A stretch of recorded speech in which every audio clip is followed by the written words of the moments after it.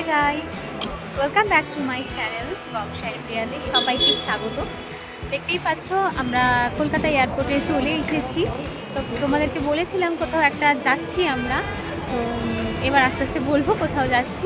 But এখন এয়ারপোর্টে এলাম, এখন 8:30 8:30 না 9টা বাজে, মনে হয় 9টা বাজে এখন এয়ারপোর্টে আমরা এসে পৌঁছেছি। চলো ভেতরে ঢুকি। আমরা এয়ারপোর্টের ভেতরে এসে গেছি, এখন আমরা বোর্ডিং পাসের জন্য যাচ্ছি।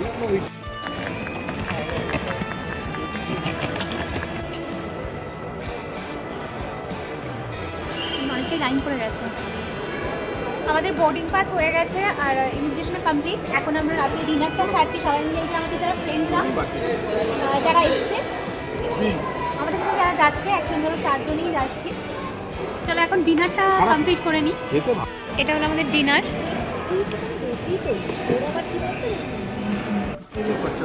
সিরিয়াসলি ভাই, আমি জানি প্রচুর অপশন আছে। 4খানা স্যান্ডউইচ আছে, কেক আছে, 4টে কেক আছে, 4টে স্যান্ডউইচ আছে, চকলেট আছে, জুস আছে, সব এর আছে। থেকে যদি আমরা ফ্লাইটে তোকে বললাম তোকে আমি যা দিচ্ছি ওটাই দিচ্ছি, এখান থেকে একটু নিয়ে যায় ওটা ডেফিনেটলি খাবারগুলো নিয়ে যায়।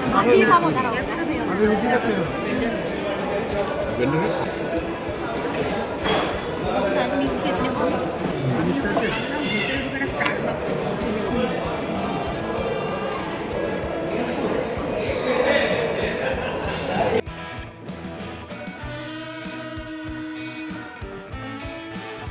আমরা কলকাতা থেকে মালয়েশিয়া এয়ারপোর্টে চলে এসেছি। আমার মাঝখানে ফোনের চার্জটা ফুরিয়ে গিয়েছিল, তাই আর ভিডিও করতে পারিনি। আর এখন বাজে 6:30, এটা মালয়েশিয়ার টাইম।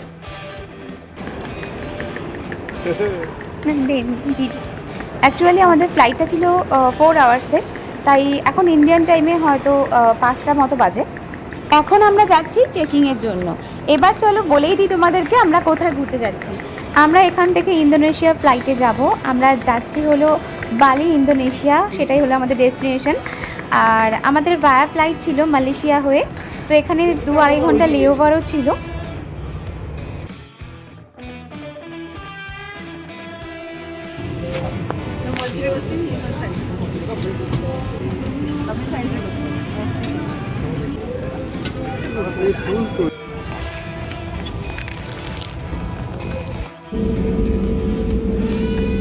চলো আমাদের মালয়েশিয়া থেকেও ফ্লাইট ছেড়ে দিল।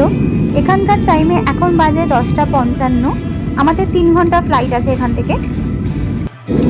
আমরা এখন মালয়েশিয়া ইন্দোনেশিয়া ফ্লাইটে যাচ্ছি। তো ফ্লাইট টেক হয়ে গেছে আর মোটামুটি ল্যান্ডিং হবে হয়তো দুপুর 1টা 12:30 নাগাদ। আর আমরা সঙ্গে ব্রেকফাস্ট এনেছিলাম, তো ভাবলাম ব্রেকফাস্টটা ফ্লাইটেই করে নিই, কারণ রান্না অনেকটাই বেলা হয়ে যাবে, পুরো লাঞ্চের সময় হয়ে যাবে। আর চলো ব্রেকফাস্টে স্যান্ডউইচ এনেছি, চলো ব্রেকফাস্টটা করি।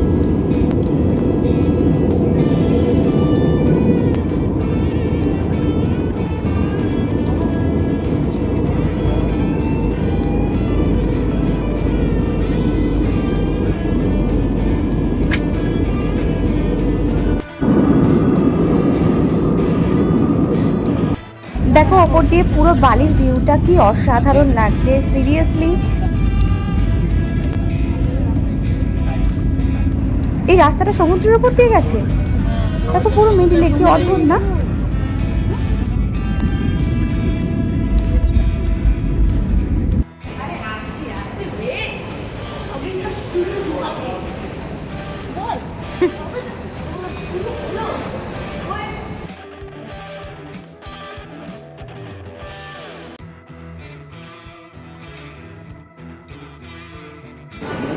গাইস, আমরা বালিতে ল্যান্ড করে গেছি ডেনপাসার এয়ারপোর্টে। তো এখন এখান থেকে যাব সোজা কুটা। তো ফার্স্টে আমরা ডিসাইড করেছি যে কুটায় স্টে করব। তো এখান থেকে গাড়ি ঠিক করে সোজা চলে যাব কুটায়। আর এখন এখানকার টাইম অনুযায়ী বাজে প্রায় 1:30 বাজে। তো আমাদের ওখানে মনে হয় এখন 11টা মতো বাজে, তো এখানে 1:30 বাজে। তো দুপুরে লাঞ্চেরও টাইম হয়ে গেছে, দেখা যায় রাস্তায় হয়তো কোথাও আমরা লাঞ্চ করে নিতে পারি, কিংবা হোটেলে গিয়ে ফ্রেশ হয়ে দেন লাঞ্চ করতে পারি।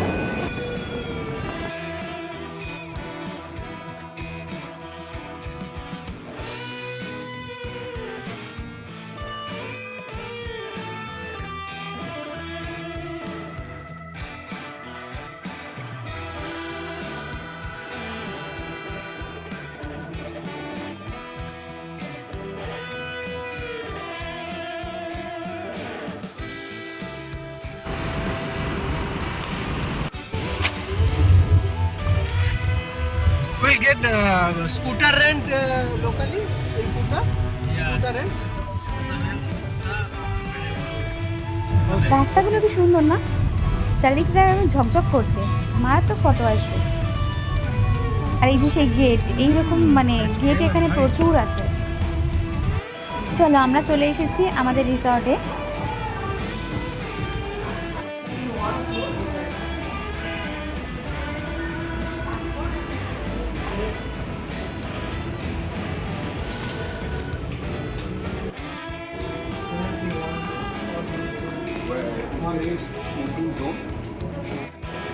আমরা এখন রিসর্টে এসে গেছি, এই পৌঁছালাম, এখন প্রায় 3:30 বাজে, অনেকটা দেরি হয়ে গেছে। আর আমরা যে রিসর্টটা নিয়েছি সেটা হলো রয়্যাল রেগান্ট্রিজ কুটাতে ফার্স্ট স্টে করবো আমরা 3 দিন, তারপরে যাবো উবুতে। তো চলো রুমে এবার এন্ট্রি করবো। এই যে আমাদের ওয়েলকাম ড্রিঙ্ক,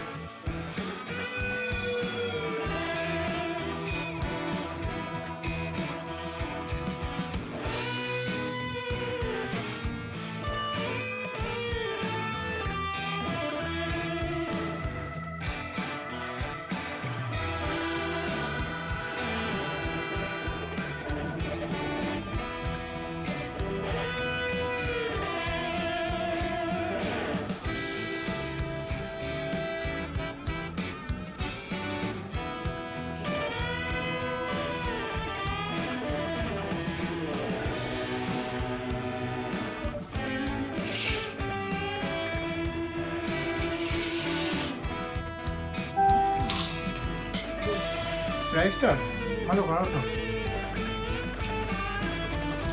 কিসে লঙ্কা প্রচন্ড ঝাল।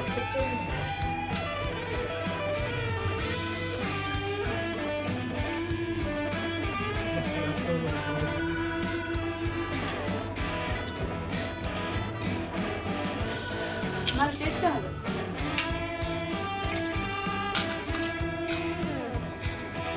কিছু একটা দিয়েছে, এটা এক্সট্রাই।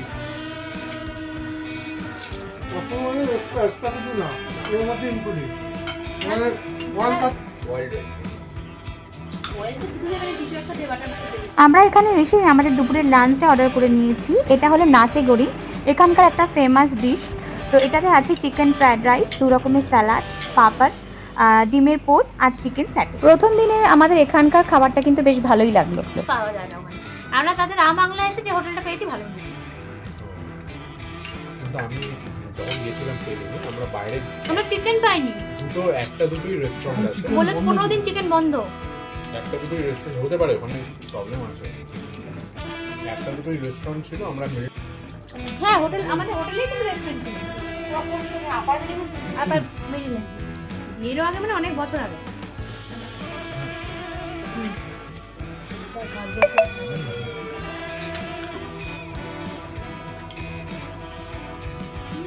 এটা মিষ্টি না,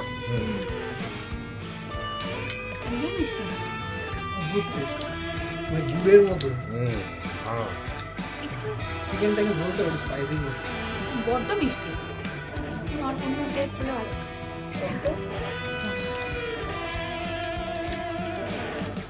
এখন প্রায় বিকেল হয়ে গেছে, লাঞ্চ করেই আমরা বেরোবো।